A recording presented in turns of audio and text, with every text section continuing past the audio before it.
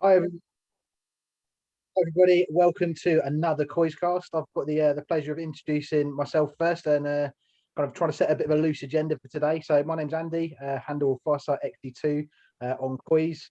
And this is Nick and Lex. Introduce yourselves, guys. Hey, Nick-Topspursman. Hey, I'm Lex. Good stuff. So we've got six kind of topics today. Each of them are going to have a kind of different amount of kind of chat and detail to them. So we're going to go for basically new managers' preferred formation and tactics to start with. Have a little bit of a review of the incoming and then the outgoing transfers. A little bit of a look at how we've got on so far. Oh, what's FP on here, by the way? Paratici. Yeah, of course, the new director of football is getting on. Players who are visible to who we think will be a good fit to come in. And then also, finishing off with a nice meaty project of what we think of the Harry Kane saga so far. So let's crack on with the first one then. So probably a good one for both Nick and Lex, this one, being tactical geniuses they are. Preferred formations, Nuno. What do we think he's going to go for? What's he good at? Well, me and Lex both convinced he's going to play his 4-3-3, considering he's played it in every friendly and it has been the same formation every friendly. Yep. So I'd be stunned. This is why the whole talk about playing two strikers seems nonsensical to me when you're setting up your team, especially as a new coach, to a set formation, and then so I can't see us changing it. I would be very surprised. Certainly a 4-3-3, didn't it, Lex? So I think you were talking about the But I think he's basically also, because like you say, it would be unsensible to use all of preseason as a new coach, but as any coach to install a system and then changing that system right at the eve of the season. So I'm pretty sure even if he had to play players out of position to implement the main system, he would have done that. So I agree. So I'm pretty sure we'll see this 4-3-3. This said, every formation is just basically a general shape. Then it can act in different ways depending on which sort of players you put where and how you ask them to play. And our 4-3-3 is quite particular, really. I mean, like in the sense that we have that two of the midfielders will often be shielding the right center midfielder and the defensive midfielder in possession, and then the left center midfielder, which is Dele so far, joins the attacking block and becomes part of a 5-man attacking block, which is on the counters, it's a 4-man attacking block of the 3 forwards and Dele. The 3 forwards quite of narrow, and then Dele right behind them in that T shape that Mourinho also used sometimes. And then if it's from one side to the other side in a counter attack, the fullback can then bomb as a second wave in the side where there isn't anybody there, making it a 5-man block. If it's more sustained possession, often we'll have when it's low in our own half, it looks like a normal 4-3-3. 2 center backs split and the 2 fullbacks go middle high. This defensive midfielder shows in the middle, splitting the center backs, and then you have the laterally split higher center midfielders standing where they would do in a classical 4-3-3, and then you have the 3 forwards standing like fairly wide but not super wide. But as long that's the lower third, maybe middle third, but the moment it gets into the last 40 meters, this is where our 4-3-3 is kind of funky in the sense that we'll have I think this is where we'll see one of the fullbacks tucking and the other one bombing. And then and he will join the attacking block of 5 on one side. In the preseason, it tends to be the right bombing, but we'll see Reggie is probably more natural attacking fullback than our. But it's been more the right back bombing, the left tucks, and then the right back will in effect actually join the attacking block and become a right wing back. Sorry, it's the right one attacking, becomes a right wing back. And then you have the 3 center forwards, which is the center forward and the 2 wing forwards. They basically form a triangle in the center of the pitch where they're like interplaying quite a lot, quickly interplaying, positional shifting. This is where the magic happens with the quick little interplaying attacking box. And that reminds me quite a bit of the Jota, Jimenez, and then Neto kind of triangle or Traore, who it was playing. When we hired Nuno, I tried to look up his Valencia side as well, and a great way of looking at shapes or repetitiveness of shapes is actually looking at every goal of the season, because you can see the build-ups and the shape repeating itself. And all the way back to Valencia, he has that 3-man center and the 2 wide back rows employed. And he does it in a 3-4-3, he does it in a 4-3-3, whatever formation it does. So I'm saying the formation on paper is one thing, but the shapes you take up during the game is another thing. And he seems to want that 3 central and 2 wide, almost like wide wing back positions, and that forms a 5-man attacking block. In our case, we don't have 2 shielding and 3 at back 3, basically. So back 5 supporting and protecting. So you have a 5-man block. At times, the right eight can also join. And then you have a 6-4-man block. So there's lots of variations, but there's loads of positional switching as well, because Dele then can play when we have that sustained build-up. He can either, in that 5-man block, he will positional switch with the left wing forward of either being part of the central three or being the left wing back. So he has this fluency with the left wing forward, which has been Steve in preseason. So that's a lot of positional fluency, which can make it quite difficult to track and pitch, because you're never really sure who to follow and who to stay with. And if you notice, also, there's a lot of give and go of Lucas, so right wing forward, and Skip, the right center midfielder. Sometimes they'll proper like positional switch, and for a moment, Lucas will play right center midfield, and the Skip will actually join the attacking block more rarely than Dele is part of the attacking block. He'll just do it occasionally. But when we lost to Chelsea, the ball that led to the goal, Lucas was acting as a right center midfielder, and Skip was higher up, I think, at that point. I think. Yeah, it was. But did you watch today's game against Arsenal? Only the second half, and only saw bits and bobs. Today, Reguilon's obviously playing left back and was obviously getting forward a lot more. So I was trying to analyze how that's adjusted the shape you're talking about with the left centre mid. But as far as I could see, even though the left side was then going forward more in Reguilon, it was still seemed to me that Dele was playing as that left centre mid that became part of a attacking Dele block. is always part of the attacking block. The left centre midfield will always join the attacking block. Even when we switched from it being an attacking right back in the earlier couple of games, now it's gone to left back, but still the left side, which means in theory we've got a left wing forward, we've got a left back, and a left centre midfielder. So I'm just wondering how you see that working during the season next with Reguilon,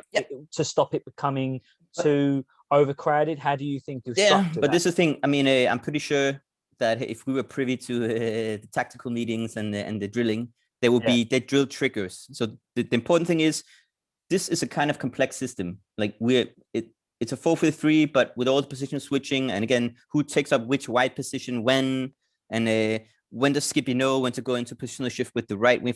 All of this will have some sort of trigger where the players know what to do when. And that's the key with these kind of like a lopsided, but also very position fluent. They need to know what to do when going forward and going and also defending, or you'll have these moments of doubt that can be exploited, especially on counterattacks, of course. I think in this case, it's two different scenarios.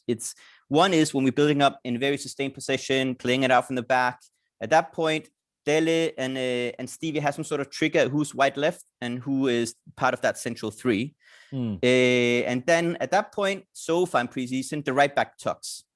We might change that symmetry, but that's how it's been so far. And that also kind of makes sense because, the left back tucks, the right back bombs, and then Dele or Stevie, so the left wing forward or the left center midfielder takes the wide left, because the right back, the bombing right back will be right, of course. Yeah. So the right left will be resolved either by the left wing forward or the left center midfield. So then that kind of makes sense. We're going to play the left back as the attacking. Yeah, but that's only in certain moments, it seems. That's only in certain moments when we are putting that sustained, slow, like patient build up. When it's a transition, I think the trigger is, where is the breakthrough happening? If it's happening on the right, the left fullback will bomb because the play will automatically be drawn to the right and the space will be on the left. You want to shuffle it across and get it across, switch it. So and he will have that space to run to in as a second wave runner. So I think it's not just I'm saying it's a quite complex system. Like who attacks when as the fullbacks depends on which sort of attack we're doing and on which side we're attacking in.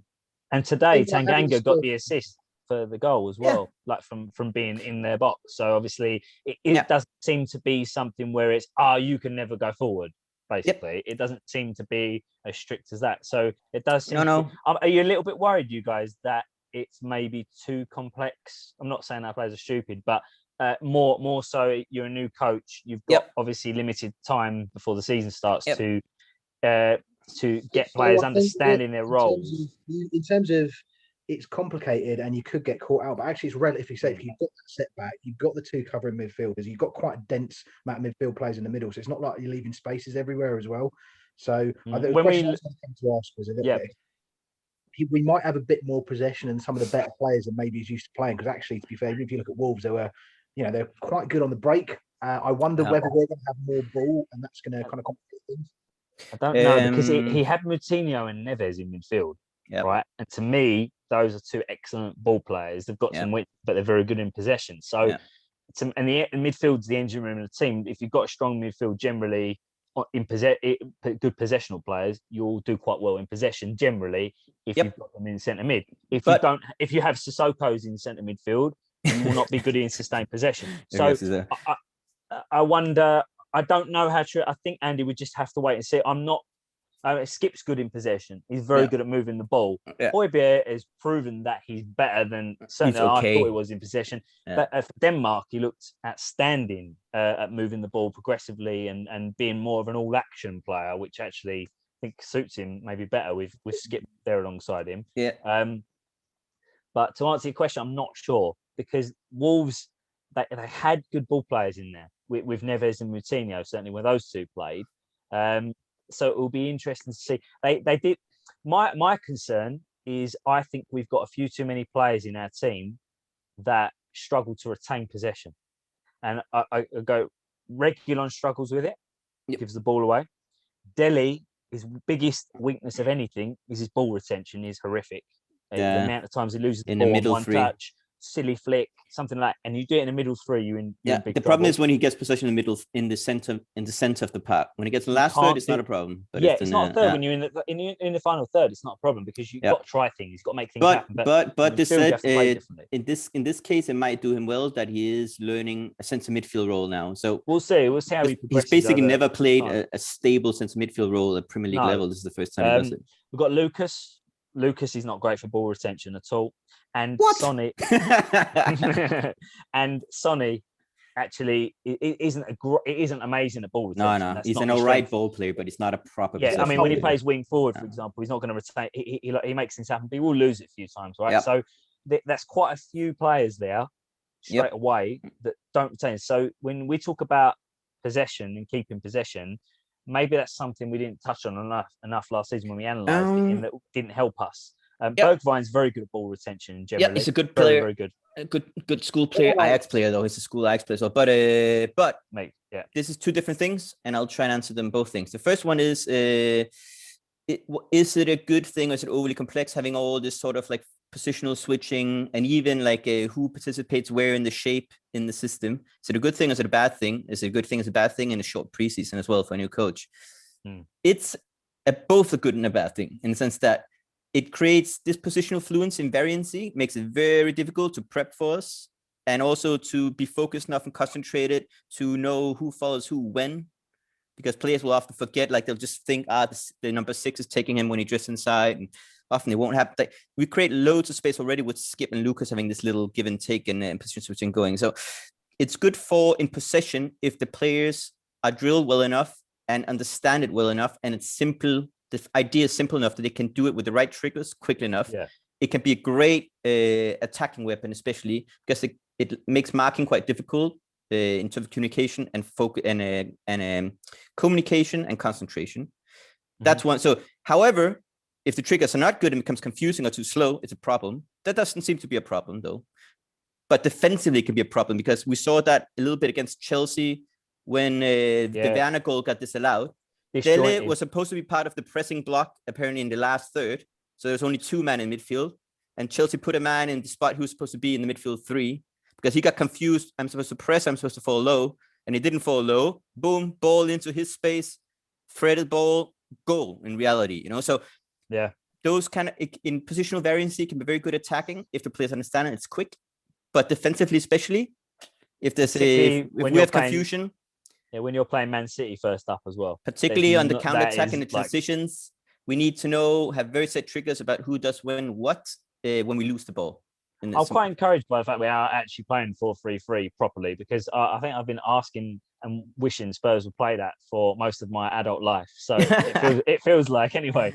But it's all about the balance. It's all about it's not just about putting a formation out there and saying that's the best formation. It has to be a well-coached formation. Has to have a right balance of players within that formation. So, and also there's different styles of a formation. Like 4-3-3 doesn't mean possession. It can also be counter-attack. And in this case, you were talking about Nuno having maybe better centre midfield ball players at Wolves. Yes, but what did he use them for? Possession? No. He used him to basically shift play quickly, which is also a smart thing to do. But I don't think he's a possession control wanting coach, because if you look at his career or Little Wolves, even when he had the players to potentially do it, doesn't want to do it. And there's similar questions just under 50% in possession, which is generally a decent indicator if you look over a trend over time. Yeah, but especially if you have ball players and you still don't do it, maybe this is not his thing. And this is also when he got hired. Is he the Spurs DNA? Well, he was quite careful not saying that meant possession, didn't he? He was like, yeah, well, the DNA is trying hard. You can be a very quick moving and good counter-attacking side that can still build up and create chances, but doesn't have 60% possession in every game, right? There's going to be, but as long as when you have your periods where you don't have the ball, you don't fall too deep for too long. And as long as when you then do win possession back, you know how to play passive possession and keep the ball for little periods to take the sting out of the game. And you can do that in a simplified manner, like Conte does, for example. And we couldn't do that under Mourinho, for example. That's one of the reasons we concede goals, right? I mean, that's the thing we want to round off. We can discuss style and positional switching and shape, but the most important thing is having a clear system, the players suiting that system. People know what to do in each third of the pitch, in each phase of the game. Yeah. And it's been well drilled, and the players want to execute it. And we seem to have all these 5 basic elements there. Then you can agree with the style and not agree with the style and stuff. But with Mourinho, we didn't have the possessional phase in the last third and the middle third, our own last third and middle third. And that was a big problem. And that made the players nervous, and they booted it. We lost possession, then we had to defend. Nuno seems to have at least addressed that. Where I do have question marks is we don't press high. That means we have to backtrack, which again means we need to positionally shift back into our original defensive position. Yeah. That can be not ideal. We don't close down high very well either. So there's a lot of good signs, I think, even with all the positional switching and will the triggers be clear enough and good enough? But the pressing and the closing down, we need to improve. And that's a worry, because when you're playing with a block when you haven't got possession, it's 4-3-3 out of possession, which we are. Yeah. If the 3 at the top don't win the ball and aren't very good at pressing, or collectively, not individually, then the midfield 3 is under real pressure and gets stretched. And when you play against certain teams, they will find gaps and they'll kill you in midfield through that. Yeah, but so especially because our midfield isn't a 3 in possession; it's a 2. It's 2. But I mean, when we drop out of possession, it becomes 4-3-3 quite. But that's the thing. But to reestablish that shape, then Dele will sometimes be left wing back, and then he has to run back. And as I'm saying, it would be easier to press high and maintain the attacking shape. Yeah, we don't really do that, and that means running more yards, but also turning back into a defensive shape, which, because the positional shifting can be a little bit complex. So if it was me with that many shifts of position to go into attack, I would probably look to press higher and to avoid having to change back all the time. I think it's something that we'll have to look at over the first probably 10 or 12 games in the league. It's early. It's very early for a new coach to install ideas and a formation. And I'm just hoping that he sticks with it and we don't throw a new shape in there. I don't think window shut. I don't think we after will. 3 games and we change our formation. In my opinion, I don't know, Lex, what you think as a coach. To me, that would be absolute insanity. And we'll be and he won't do it. If we do that. He won't do it. I'm pretty sure he won't do it. He seems to be a very process-oriented coach. I'm almost sure he's not going to do that. It's encouraging signs in the shape. Encouraging, but keep an eye on the pressing and the closing down high. And we need to get the balance right in terms of personnel and how way we want to play. I think. I say we should get Aussie back, man. Just attack. All right, that's a good wrap up for that. Yeah, that's a good wrap. That one, honestly, guys, super fascinating. Like I say, you're certainly the tactical guys I always look to in COYS in the post. But I'd say it's just great hearing what you're saying. I think, you know what, from our side, what's going to be a problem is if teams block on us and they have the players come back, we still haven't got the players to unpick the lock. But I guess we're going to be talking about it all season and seeing where we go from there. Worth mentioning, though, just very quickly, that Lex has mentioned this before about Liverpool and the way they play, and they don't have a lock picker. But they find a way to score goals. So you just have to have 3 or 4 set patterns that can create chances consistently. Exactly. And a big part of that's getting people in the box as well. In making sure you get the right numbers in the right positions in the box, and that can help a lot. So there's ways around it. Exactly. This is it. It's the Conte club kind of way, transitional team way of trying to have a way of opening low blocks. I agree. Cool, really fascinating first topic then. Good. So what we're going to have a little chat about now is incomings and outgoings, and if we can kind of weave into that how we think the Protisi's kind of really How we've done so. Yeah, cool. How he's done for it, what the choices are like, stuff like that. So if we start with ingoings, Yeah. we've got, Romero, Go on, Andy.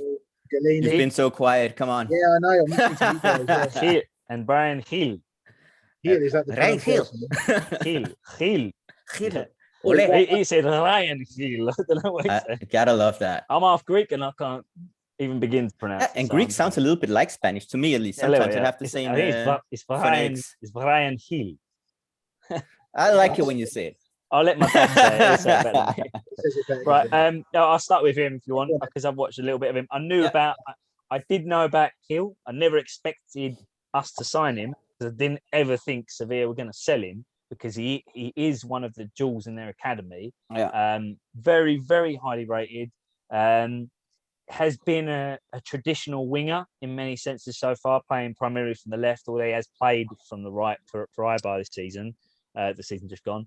I think one of the reasons for what I was reading is that Lopetegui at Sevilla isn't sure he fits into his formation currently, and he won't sign a new contract, which is basically why we've been able to. How long did he have left? I think he had 2 years left. And he wouldn't sign a new one. So it's kind of that point where you have to make a decision. So I think we've got him at a pretty good fee. Lamella's been a great sign. We'll touch on him in a sec. But in terms of what he can bring, he's very, very tricky on the ball. His feet, well, I've been watching very carefully when he played in the Olympics as well to try and really watch him properly in game in 45-minute stretches. His touch is fantastic. His agility is very, very good. He body feints superbly. He's not the strongest, and I think he's going to have to strengthen up with Premier League. But for pure dribbling ability, he's definitely going to be our best close control dribbler that we've got. Another thing I noticed is which is I think is essential for a dribbler, is that he gets his head up and can spot a pass. Because you see it so many times. You have amazing dribblers and they'll run into a wall, try the fifth dribble and lose it. So he seems to actually get his head up quite quickly in combination with the dribbling, which is really important. He moves very fast when he dribbles. And I have seen him overrun it a couple of times, but it's not really through blind alley. It's more through he makes defenders panic and they kind of swarm around him. I've noticed this. Like 2 or 3 defenders will engage him because when he gets on a slam run, he's very difficult to stop. I mean, I saw him skin Dani Alves and put him on his backside. And the centre back for Brazil had to come across very quickly to cut out the cross. So he's definitely a big, big threat.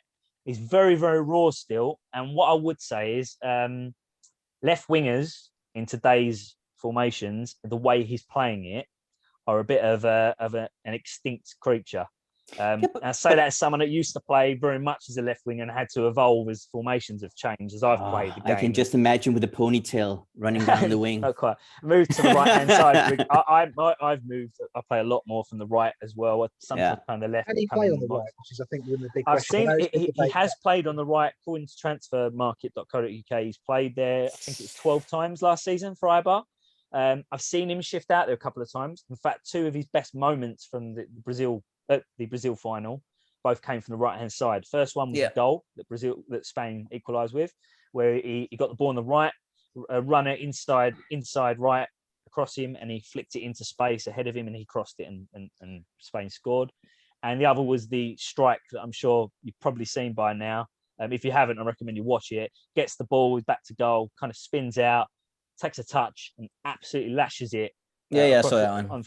And that again was from just inside right. So they're both, to me, even if he hasn't played them much, those 2 things to me tell me a good coach, with a bit of time, could probably coach him to play because he's got the skills. He's got the skill set, I think, to play from that side. I just have an excuse to go back to tactics now. No, because I say it partly in jest, but it's because when you look at it again, a good way of looking at players, if you can, is like with everything from a game, the good and the bad, not just the highlight reels. But sometimes when you do see the highlight reels, you can see patterns evolving, and he actually goes both ways, left and right, and he also likes to dink it inside. It's called control touch in Italian, like where you give a direction to the control instead of just stopping the ball. So I don't think it's going to be that much of a problem for him switching flanks or cutting inside from either flank. I think that's going to be fine, and that might suit us because again, Nuno wants to create that triangle in the center. So that might suit him quite well because he can cut in and he can make these start interacting with the other two players lying in there, and one attacks space, one gives the ball, which he can do, and make that quick interplaying 1-2s or 1-2-3s with the other two guys in there. So I think he could suit us quite well. And also really like that he gets his head up again. He can play the ball, but also that the moment he releases the ball, he's active again. Yeah, that's such a good trait. Like not releasing movement. and looking. He releases and moves. Move. Yeah, he and does. If he loses it, he moves. So he's an active player. He has also great works concentration very hard and as aggression. well. Very, very hard working. I think he's going to take kind of Lamella's role in terms of working really hard. I will say this: power. He needs in the Premier League. You will have duels, and you will need to take physical contact. If you look at Stevie, he has the power, but he doesn't like the contact, which means he folds every time there's a contact, and that's his biggest problem because he's such a good footballer in a lot of ways, and he's physically gifted too. He looks aggressive. But at the moment, I think if he gets, a powerful contact from a quick fullback, imagine Walker next to him, something like that. He'll just push him off the ball. He's raw.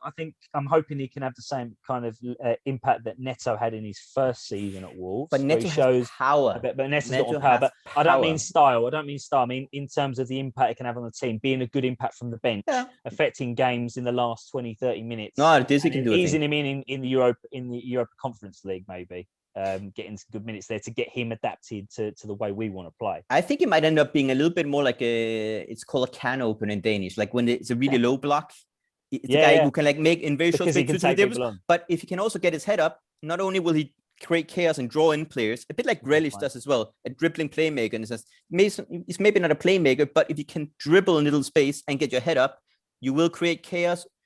The defense will have to reorganize, so it gives you a little bit of time to get your head up and play it, and it creates space for the runners as well. And if you have that, a guy who can break the lines and break the organization and then get his head up, that can be super useful against, a bit like Dembele used to do for us actually sometimes from midfield even, draw people which we hoped Ndombele could do as well, can do actually. He can give us a little bit of that combination of skill in little space and vision for that short pass. And I think he can give us that. So him coming inside, I think that could be quite lethal, but it's not cheap. He cost us 30 million, guys. So we're talking about him like he's some sort of like talent. Well, we don't know really what he's cost. That 21 million pound plus Lamella. So I mean, you've got to be talking. I'm just saying we're paying for 35 mil, something like that in total value, 40 mil. Yeah. So we are paying for something. What about but he might come good. Lex, come on. You're the Serie A man. Yep. Well, I mean, I haven't watched him super tightly, but the thing is, I think if you also have looked at the Paratici interviews, he loves centre backs. He's generally had very good success buying centre backs, and he loved old school centre backs. In fact, he had a whole 5-minute monologue in one of these interviews talking about the disappearance of the old school centre. And I think he sees Romero as one of the. Also, Romero is quick. Let's remember that. I think he sees Romero, and it's in Italian. You talk about character and personality and being able to pull aside with you. He's fairly quick. Because a couple of people I've spoken to that don't think he's that fast. He's not rapid, but he's not like Dyer or because I've only seen very limited. I've watched him in the Copper a little bit now, and I've gone back and watched some of that. But he doesn't seem like slow to me. But I wouldn't say he's not rapid. He's not Walker kind of like. But Walker. But he's compared to other centre backs like Dyer and Rodon. He looks more agile. And he turns well and like better. Because remember, Atalanta played high line and a lot of 1-on-1s. So I mean, like, and if you play against quick wing forwards and forwards, you're up against some pretty fast players as well. But he held his own feet fairly well defensively. I think again, I didn't follow him super tightly, but when I did, he normally held his own. I like the look of his aggression, but then part of me is a little bit concerned about how aggressive. I looked at his record for like yellow cards and red cards. Like yellow cards. But remember, that's Italy. Insanity. That's Italy. Like if you hit someone in Italy, 5 games. No, but if you hit someone in Italy, they will go down and they will look for the foul, and the ref will give it much more often. I think you get away with a lot more. But I think it's basically seen as how Chiellini, for good and worse, he will bring that tough man, aggressive. One-on-one capability or an aggressive forward marking as well. Try to arrive on the ball, even ahead of the man on the ball. It's like a knife between his teeth kind of defender. Won't give up.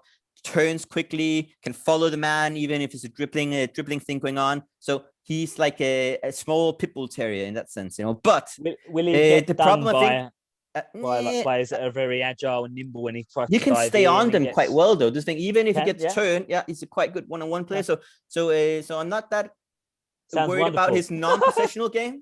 And also I think a bit like Højbjerg or a lot of other important players, they're more important than just their own game because they bring this kind of like aggression and concentration. And I think he might be one of those players who just like makes his block better around him.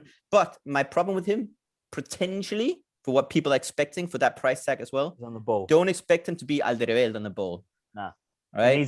He needs the right partner, I think. On this the is where has Rodon gone? I thought Rodon might cut them and you'd have a good ball player.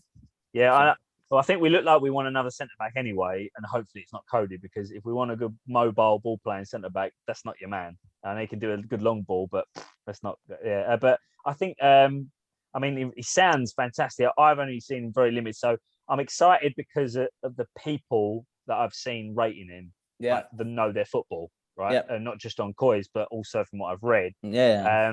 I've looked at some of his statistics and things like that. You can get a little picture of it. I've watched some clips of Copper in particular and some Atlanta games where it was just focusing on him. Yeah. It looks a good player. It's a lot of money. It's Yeah. a similar fee to what we paid for Sanchez. In fact, a little bit more. But man, we need a couple of centre backs really. But we need this kind of a like a guy who can and he can settle in hopefully with Gio there and with Galini there. He's got that settling. He can settle in quite quickly hopefully. But man, we need a saviour at the back. We need a saviour. Yeah, but I think also today, I think in training matches, a little bit worrying was we tended to maybe back off a little bit too low and stand off a little bit too low. And I think he's the kind of guy, him and Højbjerg, even Skippy, though he's a quiet guy, they're aggressive. They're all aggressive. I think our defensive block going, you can drill as much as you want as a coach. You can't really implement aggression to a certain extent. So, and I think they have that, they have that kind of, like I said, this pit bull kind of instinct. And because that goal that Chelsea scored, the first goal that they scored the other night, he should step up to Tanganga. Tanganga made the mistake of being too passive when Dyer had the other man, so he had to at that point engage him. That's the kind of area I can see Romero making all the difference for us. He's just going to go in no nonsense, and then he's either taking the ball or taking the man basically at that, and it stops the shot. Or at least force him into a wider angle for the shot. Into a blind alley, force him to have a terrible shot or poor shot. But also, if you're running at Romero and you're a striker, you might also be thinking like, if I might get kicked now, so or lose the ball. But another thing is, it is tricky for a defender to knowing when to step up against a tricky, quick opponent running straight at you. But I think Romero, yes, would most definitely, I think, handle that better. He seems to be developing very fast because even in the space of this season, he's only 23. And if you see some of there's a lot of stuff about Messi and how highly he rates him. So it's quite exciting. I mean, just for what it's worth, Messi also rates the Celso very highly as well. Yeah, but the thing is that when things are going well in the national team and they're all like huggy and everybody's great, and it's interesting. He pushed Barcelona to try and sign him even in the last couple of days when we were close to it. Quite interesting. Quite positive. So. But I mean, I think he might be onto something. But I think he might be onto something mainly because of what Romero brings as defender, but can also bring some personality. I think that's what we should be looking for. Yeah, good. And we haven't had that since Poch's kind of best teams, when we had a lot of power and aggression and strong character with Dembele, with Wanyama, with Tonga and Toby. So if we can bring a bit of that back to our team, I think it definitely helps. And I know Skip's young, but he'll also bring a bit of that because he's a very aggressive player. He's clever and he's got a real will to win as a young player. And he wants to close down. And so I think Tomiyasu is also pretty aggressive. So I mean, like if he comes in. You know what I mean? I think we're gonna have some aggressive players in that. Galini, Lex, I don't know much about Galini. Well, I mean, again, I haven't like near studied him or anything, but when I watched Atalanta, he made, like any keeper will, occasionally mistake, but in general, you thought, positive keeper, quick on the line, good reactions, reads the game well. So I don't know how good he is. Again, Serie A is not Premier League. It's less quick and there's less high balls and there's less physical antagonization of the keeper. So it's a different league. He does have experience from when he's a youngster. We'll see. I like the preseason, what we've seen of him. Like he has character. You know what I mean? Like and he has confidence and he's alert. Is he particularly good distribution wise at Atalanta? Is that quite important part? He played it from the back, Atalanta. Yeah. They like to play it out. So yeah, I thought so. And another thing is, again, they play 3 at the back and often 1-on-1. So like communicating with your players, letting them know, Very important, what's going on. Yep. And I think so. I expect him to be pretty communicative and he seems also alert, reads the game, has personality. So he coming in ahead of Lloris? That's the question. For my mind, this case, is this the phasing out of Hugo Lloris? That's what I want to know, Andy. I think we'll get an idea, really, depending on how much he plays. I'm guessing he'll play all the European games, all the cup games. You know what? I think it's a test. I think he's basically trialing. Well, yeah, we can't really lose. I suppose if he's not good enough, then we have got an option, not an obligation. So we can always just paid a loan fee at seems to be a bit of a theme. Seems a bit of a theme with Paratici, considering the Romero one is also loan option to buy. Yeah, classic Italian style. Yeah, but although I've got a feeling we've probably tied that up a little bit more behind the scenes than has been let on, because we've agreed a 6-year contract and everything. And I also think it's an obligo. I don't think in Italy they do two different types of loans. You have a right to buy, or you can have an obligation to buy. Well, apparently it's an option. Alistair Gold is adamant it's an option, not an obligation. But we'll see. We did a similar thing with Lo Celso, and that was an option. And I mean, I think they always knew they were activating it in the January. So, yeah, maybe it also gets activated with very few appearances, so it's almost a fact going to happen. And if he gets injured, it will happen. Like a lot of clauses involved, probably in. I think Andy on Paratici so far, I was very, very worried about him coming in. I think I made that pretty clear from people I respect that know the Italian football, and was worried about that. But so far, he's done all right with Heel and with Romero's. Cracking signing. Italy, one from in Spain, like I say, it's not. Yeah, we're linked to a lot of Serie A players. It's my only fear. That's the thing, But then again, I suppose if you're coming into the role, you've got to go with what you know. And It's just my only fear is, it's a good league, Serie A, and there's a lot of good players there, but it's quite a different one to Premier League. It's not like Bundesliga. Bundesliga, if you buy a player from Bundesliga, natural intense league. But and strong. I think I want to address this in the Paratici thread in always maybe in the transfer thread and COYS as well. But just very quickly, I like what I've seen from him so far. There were some potential issues with how he handled himself after Marotta left the Juventus,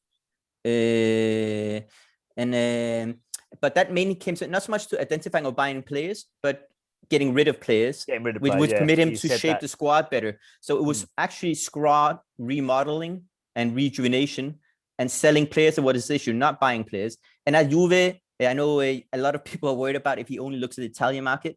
He didn't at Juventus. He also looked a lot at the Balkans, a lot of Eastern Europe, a lot of Spain, a lot of France. So, and when he's looking to Italy, I completely agreeing with Nick in the sense that Serie A is a different league. You need a whole different level of intensity and physicality from the Serie A to the Premier League. And this is why so many people fail from the Serie A, because if you want to make it, you need to have those things as well. But the ones we're looking at, Tomiyasu, Romero, they are aggressive. I was just going to say that they are. Yeah, they have that. So he seems quite intelligent in profiling. I think his profile is quite aggressive as well, isn't he? In the way he plays, Martinez is aggressive as well. Yeah, they're all super aggressive. So I'm saying like it's intelligent. You know what I mean? Like I don't like ruling players out because of the league they've come from. I hate it. I hate it when people rule out the Dutch league. They come from the Dutch league, must be rubbish. Because it's a nonsensical argument to say that a player comes from the league will never work. But all I'm getting at is if you sign 6 or 7 players from one league, from the same league, which is a much slower paced league, I think you're taking a risk. Where but we'll see. We're linked to them. We haven't signed them, so we have to see. Actually, who do we sign? At the moment, we've signed Gil from Spain. And 2 from the Italian league. So let's see. Tomiyasu looks likely to come and one of them is a keeper, so. Yeah, and like we said, it depends on the player profile as well. Like Lautaro Martinez. Yeah, I agree. Having too many who have to adapt too much is tricky. At least if we have a need for them to hit the ground running. However, I repeat, he didn't use to only profile players from Italy back in Italy, and the ones we are looking at are highly aggressive Serie A players. So the ones who might actually make it. So intelligent. I can understand why he's mainly looking there now. And I think the ones he's looking at are smartly chosen. And he probably knows the financial status of some of these clubs we're dealing with. He made some of those deals. Not just the deals. He will know how badly COVID's affecting Serie A more than the other league because he understands the inner workings of that league. That's probably another the reason. guy's He's super thinking, connected. Inter Milan are in much bigger trouble than everyone else realizes. I'm going in for Martinez, even though Lukaku's being sold. So maybe we shouldn't rule that out. Maybe we'll go back for that, because maybe he knows that they're under a lot more pressure than anyone else realizes. Little things like that might be why he's looking at that league. With the outgoings now, let's talk about some outgoings. So I'd like to say a big thanks to Toby and Eric Lamelu in particular for long service, and Danny Rose as well. For just like many to jump years in as well with some of these as well, because like some of these players have been around a bloody long time. Like Toby Alderweireld, very long time, and very unusual in modern day football as well. Quite a long time. You know, when he and Vertonghen were in their pomp, they were the best players. Honestly, the best centre back pairing. So definitely needs it. And you know, we're going to miss those balls out from the back, as we're saying that the new guys coming in maybe haven't got that ball playing ability. That's something that he's got in bucket loads. Some of those free balls out to the wing and just getting us out of danger and setting something up pretty quickly. So he's going to be a big miss, I'd say. And Danny Rose as well. You know, he was ebbs and flows with Danny. Sometimes he was great, and then I remember loaning him to Sunderland. And I was like, I'm so glad we got rid of him. He came back, started playing really well again, and again he's been through the mill. Rose in particular is a really good example of. There's been a few over the years, but of why we shouldn't rule out players in our squad that when people just say not good enough, we should get rid. When they've shown something. Like I use Reguilon as a current example. A lot of people I've noticed a lot of Spurs fans in general saying, "Oh God, he's not going to be good enough. He's still quite a young player, still relatively new to the league. Had a difficult time with the coach, changing the coaching and poor coaching, in my opinion, in terms of structure. So, and Rose is a really good example of someone that was written off by a lot of fans, and proved to be a really good player and a really honest player on the pitch who always gave 110%, much like Lamela, left it all on the field. And he knew his position really well as well, because he could defend and he could attack and he knew when to do both. I think before his injury, when he got that knee injury, what it was, he was probably the second best left back in Europe, because he was two-faced left back. Great personality as well, as we talked about earlier. Like he had no fear. Aggression. Always was You want to see aggression? Danny Rose had too much to start with. He curbed it a little bit and got a good balance, and that aggression. You know what? Sometimes a game's going too slowly, and Danny Rose aggression could just spark the team into life. But also get a bit of fight and up the tempo, and it was so important. But at his peak, he had insane timing. Like if other players did what he did at his peak, they'd get sent off quite often. And he just had insane timing in his interventions. Like what a player he was at his peak. A bit like Lennon just before he got really badly injured, but he just never came back from that injury. Whether that's down to mental issues, hopefully not, but he never really got back to it. But I think we're selling the right players, and we're looking to sell the right players, but we need to move some on now. Lamela, obviously, fantastic service.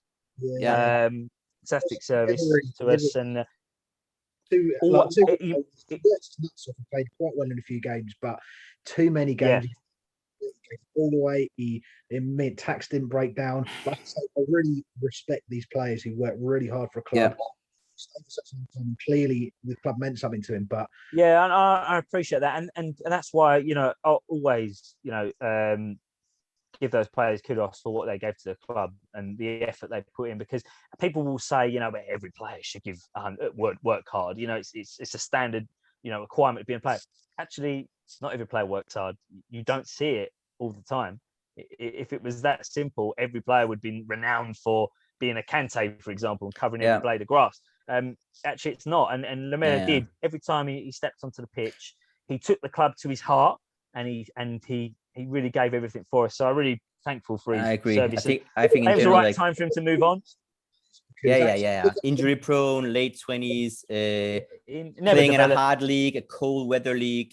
He had to go to Spain or Italy, basically, or Portugal. It was the right move for him.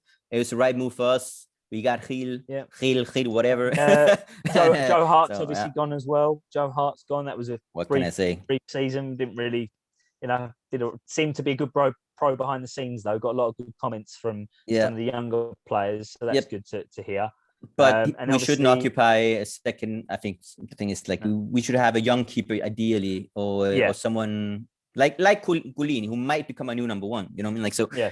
So it makes more And then- sense having something, a plan with that And position, I think. Foyt and Gazaniga, the other ones gone. So Foyt had to go, Gazaniga, man. obviously. But Foyt was a little bit like Lamela and Rose, in the sense that I will always respect players who give everything they have. And you cannot ask for more from any player. And Foyt tried. He's a soldier. You know, he'd probably play injured if you asked him to.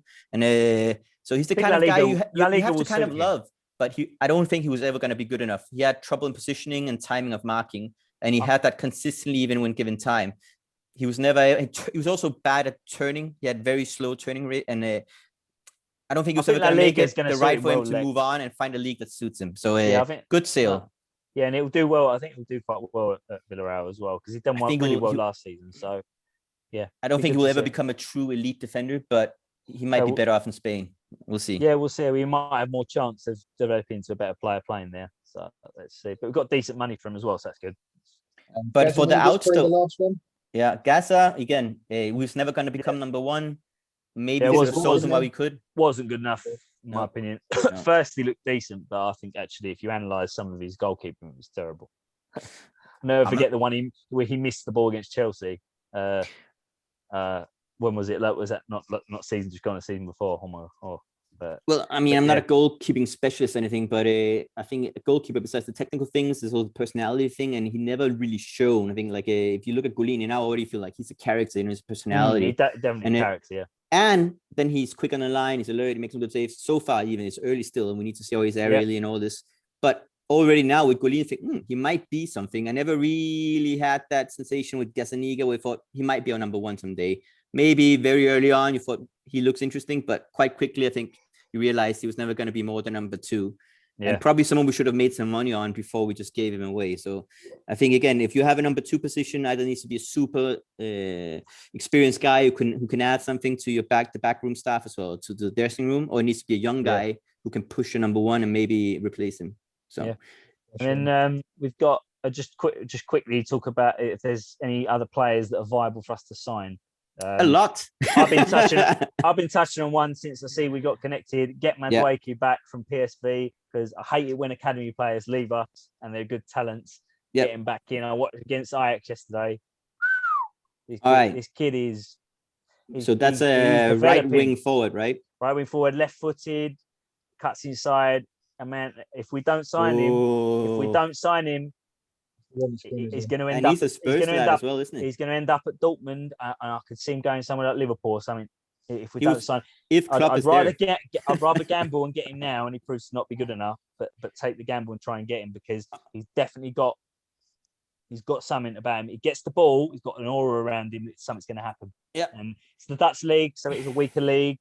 But I mean, Champions League the other night, it was excellent in that. Basically, like a Neto kind of type player. And I'm biased because he's come for our academy, so I want him back. Yeah. Get him back. But that's actually not just a sentimental thing.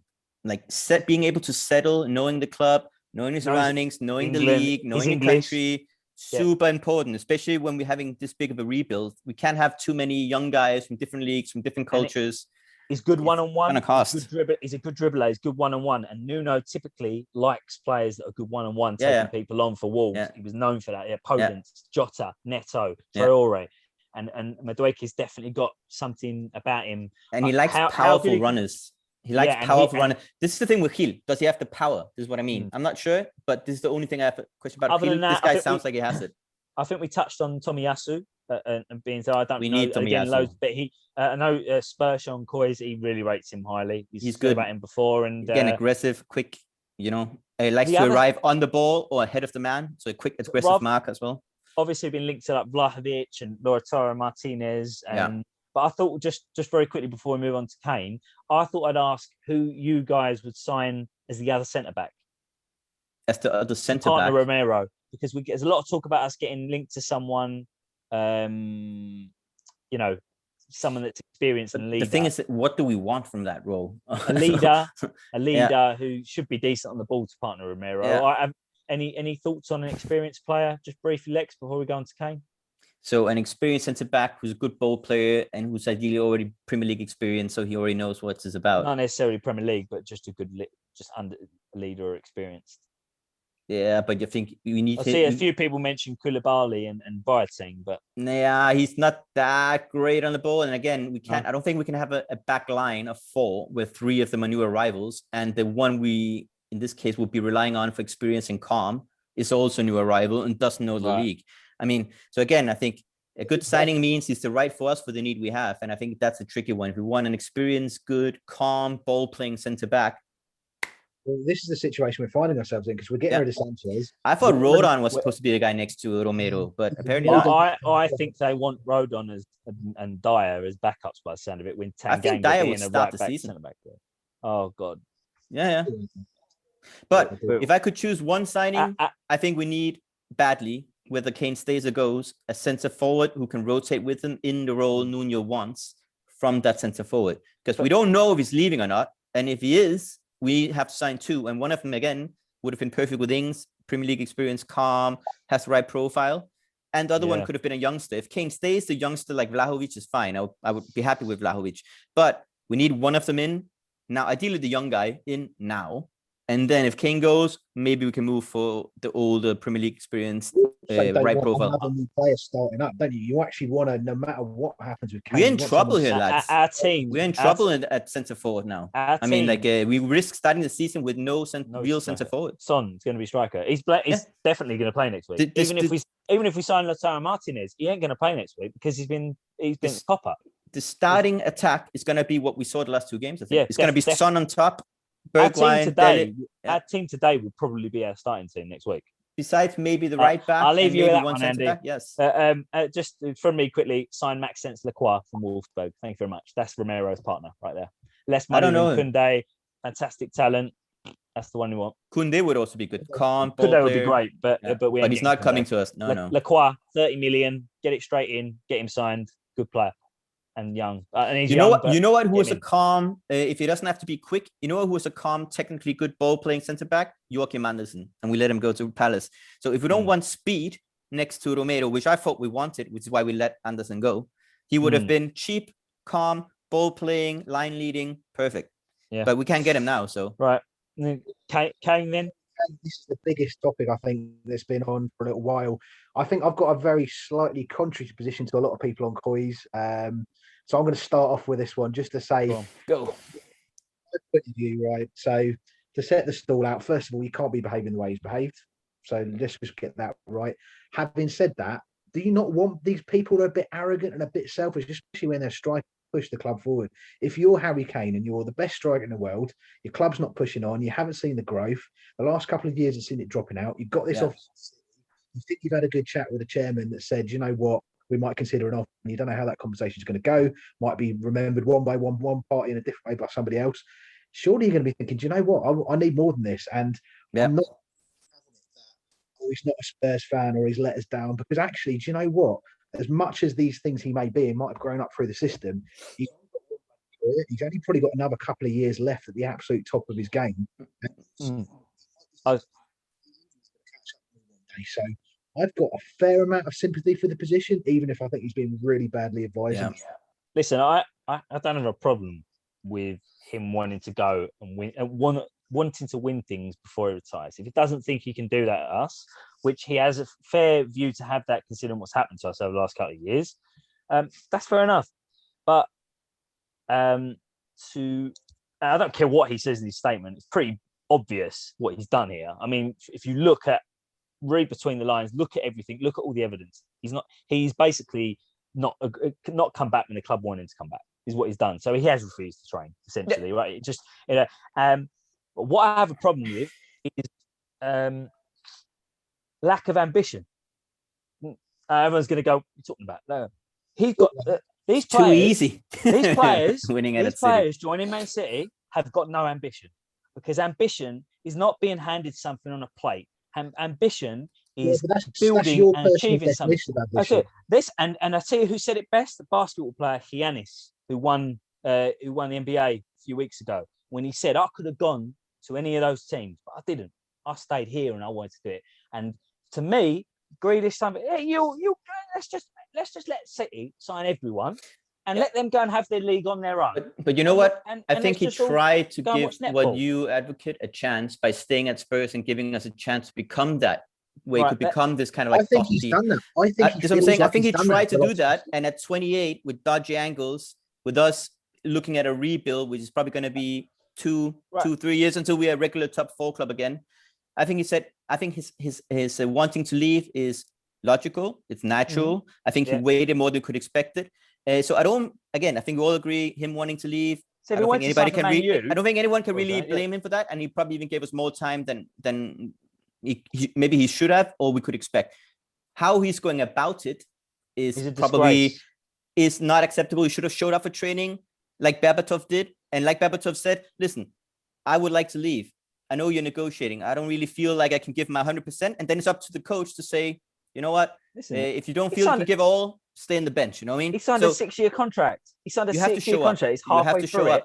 However, I'm also a little bit with Andy in the sense that I don't think Kane would be doing, although he's doing it a little bit too cutely and he's also being a naughty boy with certain things. I do think he feels he has some sort of moral ground to also feel that he's been wronged. And we don't know the story. And I think as well that he feels, whether that's then correct or not, and Levy probably has a different opinion, he feels promises were given, they have not been maintained. He was promised something. We've gone back on that. We all know the stories, at least about Levy. Again, we don't know if they're all true or not. It wouldn't surprise me if something has happened behind the scenes and it's not as white or black as we think, in terms of both sides maybe playing a bit dirty, and then it becomes well, who's done the most dirty, or is he being a worse guy at now? But I think right now Levy is a little bit of a lucky boy with everything not coming out. I think there's probably more to it to give Kane, make his actions more understandable, although they're not right. All right. So is he not naive for signing that contract in the first place? I mean, a 6-year contract at that stage when you're in that career, actually, do you know what? That's probably more bad advice he got back in the time. And you know what? I'm delighted for it. I want him to stay. And if he doesn't stay, we need to squeeze every single penny out of Man City. But we need to do it quickly. I don't buy that this gentleman's agreement that he could leave for 100 million quid. No. There's anyone that knows anything about Daniel Levy, there's no way he would sit there and say 100 million pounds for Kane. Come on, even gentleman's agreement. No, but the other thing, what Kane is doing is disrespecting the entire fan base, not because he wants to leave, because the way he's doing it, he's trying to drive his price down and cost us in our rebuild. So he's actually making it harder for our club. Rather than what but you know what, Nick, at the same time, he's actually trying to drive that. He is. This is meticulously planned from the moment he did that interview with Gary Neville. And mentioned 100 million. 100 million. It's not just been planned. And then the Mail article about he won't return to training. He's told other England players. And then he goes to a place, so he has to self-isolate, so he can't even participate in any preseason. Plan, right, to drive this price down. And I tell you, and two factors. One is Pep Guardiola. He's tapping him up 100%, and he's just shown his colours by talking about him. I'm not going to talk about Harry Kane, and then he talked about him anyway. And the other person who's contributed to this, in my opinion, I won't go into too much detail, is Mourinho, and he's got in his ear, and we saw it on the Amazon documentary, and it's changed Kane's personality, in my opinion, to a degree. But the main thing for me is Kane is essentially trying to rob us of a chunk of money, because if he thinks, and if City think that he is only worth the same amount as Jack Grealish, they need to come off their medication, because he is worth at least 50-60 million pounds more than Jack Grealish. He's the England captain. He's the multiple golden boot winner. He's one of the best strikers on the planet. And Jack Grealish has never even played in Europa League, let alone Champions League.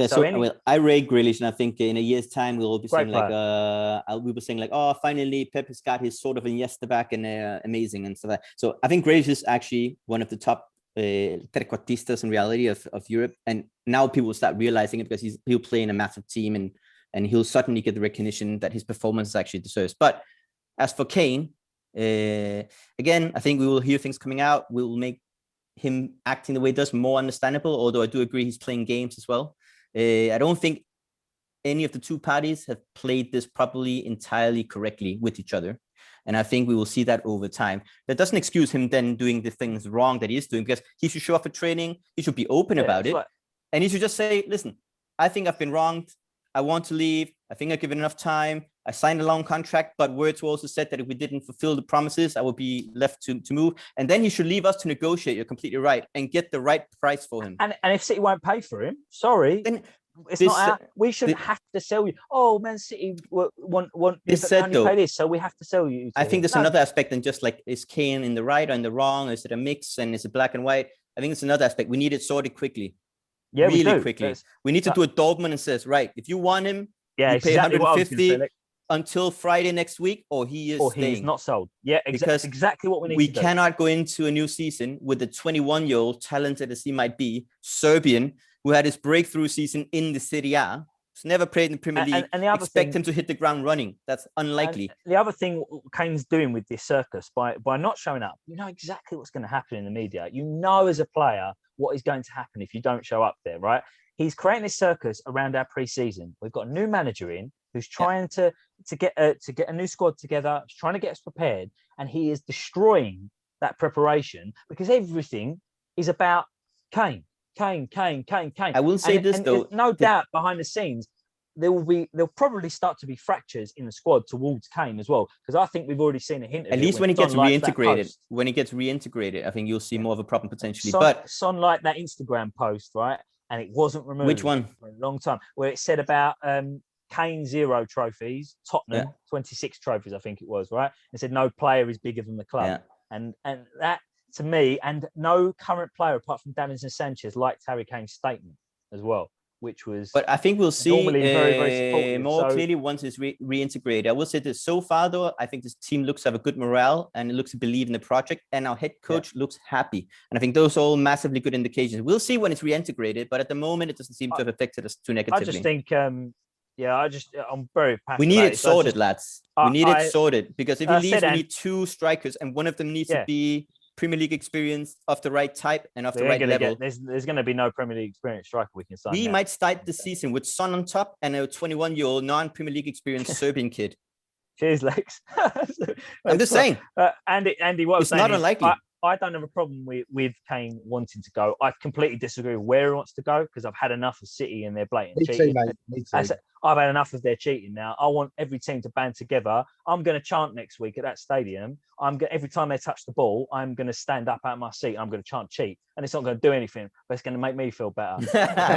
It will do. I've had enough. Then. I've had enough. That's what shouting abuse at the stadium's all about, Nick.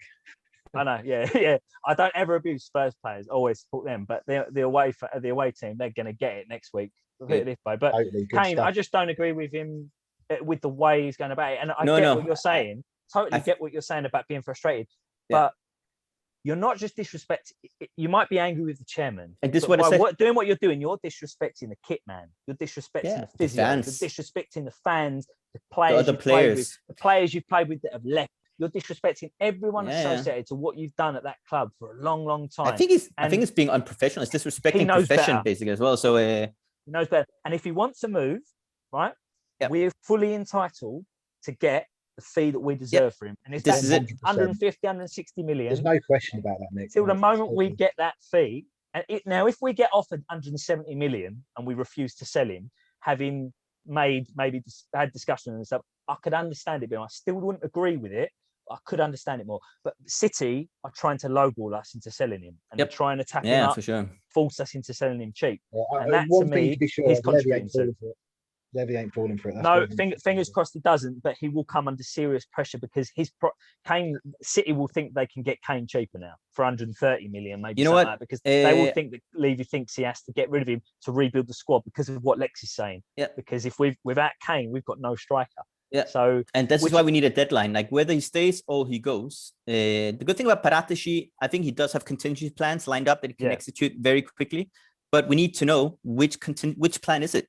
So we can't just wait. And also, if it's budget dependent, then we can't really move on the one we planned on, maybe with Kane staying, because then if Kane goes, suddenly we can go up in class of targets. And do we want it? So the thing is, the good thing is, I think we want Vlahovic regardless of Kane staying or leading, so we can go for him now already if we have the money to do it. Or him or Martinez. But at some point, we need a cutoff point where we says, all right, if Kane leaves, who can we get? Suits profiles, Premier League experience, come in immediately. Yeah. It's only really Jimenez. And if we think Wolves are signing us Jimenez. Risk. You can't sign him. You cannot sign him after what happened to his skull. This is what I'm saying. Give him 6 months, 7 months to see if he can recover. Where is he at? Where's he at? And they're not going to sell a top striker with like a week before the. Just before we finish, I just wanted to get my. Hang on, I'm just going to get my little violin out. And I'm going to play it for Pep Guardiola because he said he had no money. He said, Man City got no money to sign players for big money this summer. And then apparently he only signed Grealish for £60 million. So I'm going to play some more million because they made 40 million in sales, apparently, which is rubbish. They didn't. And he's only spent a little bit of money and he can't afford Kane because it's too much money. Apparently oil now doesn't buy you. You can't get 160, 170 million from their unlimited funds. So there's my little violin for Pep Guardiola. There you go. I tell you what, Nick, that brings it forward. That brings it to a beautiful end. Like hating on Man City, couldn't agree more. Honestly. Yeah, and let's go and smash them next week. Let's smash them next week. We're Spurs. We're back this season. Come on. Come on. Right. So that's all we've got time for, ladies and gents. After that tour de force from Lex and Nick there. I like this passion. Come on, you Spurs. Come on, you Spurs. Come on.